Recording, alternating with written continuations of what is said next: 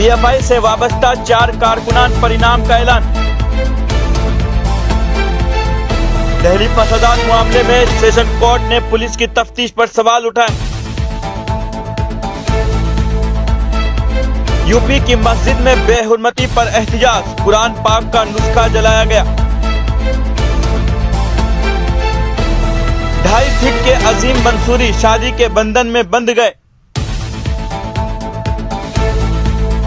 कोरियाई मुल्कों की मिसाइल नुमाइश से गर्माहट बढ़ी। दिल्ली में 100 महिला मोहल्ला क्लिनिक खोले जाएंगे, केजरीवाल। ईरान सऊदी अरब पर हमला करने की तैयारी कर रहा है, इंटेलिजेंस हुक्का।